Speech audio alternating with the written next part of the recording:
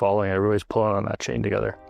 So I'm fascinated to kind of learn a little bit more about what that looks like. I imagine, of course, with things that are said, how they go about playing and setting the standard that way. Is it sometimes just as something as simple as a look, or how does that all work internally?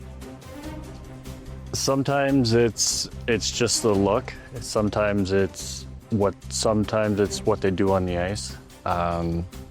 A back check, Connor blocking a shot in the, I think it was against LA.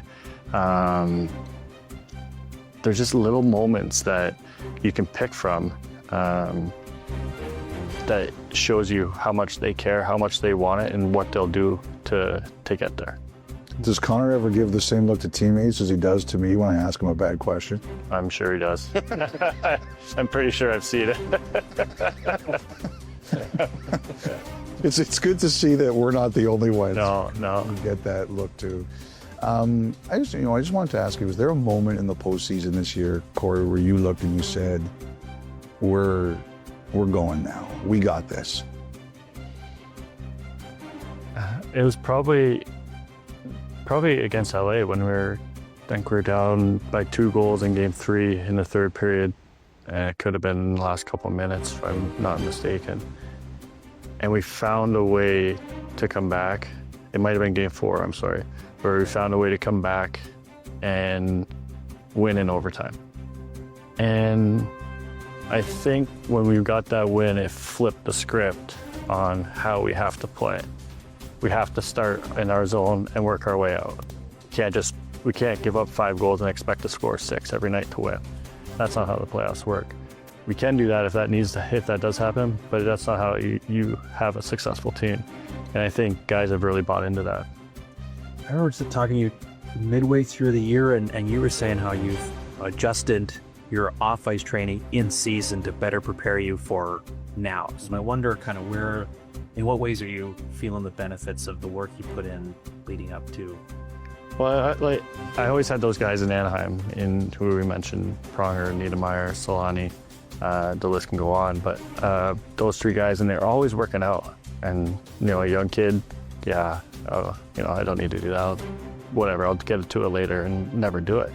But now, I'm probably one of the first couple guys here in the gym every morning doing my thing, because I'm 40 years old. I have to stay up to speed with all these young guys. They're all bigger, faster, and stronger coming into the league. And I love where our game's going. It's getting fast, but I've put in the extra work to stay up at that speed and still be effective. Kyle is a big equipment guy. Okay. And he noticed, have you been using skates from the time you first entered into the NHL during the playoffs? If he's a big equipment guy, he's probably noticed that I've used those my whole career. A little bit at the beginning of this year. I was using some different ones. Just comfortable in those skates. Love those skates. Yeah, he noticed it was kind of on and off. Yeah. So I was wondering if there was a particular time that you picked them or a particular thing. No. Okay. No. I mean, if we got into all the details of it, we'd be here all day. So. There are a lot of gear nerds out there, though. They like this kind of stuff. Yeah, and so do I. My skates are my tools. Guys are, serious about their sticks, or guys are serious about different things. For me, very particular about my skates. The way I move on the ice is what sets me apart. And I need to have skates that allow me to move the way I want to. Are you the only one that uses those anymore? Is there anybody else? I would think so, but yeah, I think so. Okay. And is there a particular reason that you go to that pair in terms of the way you're feeling or what you're looking for? Yeah, I'm looking for a specific feeling, a specific. I'm looking for something particular in skates that.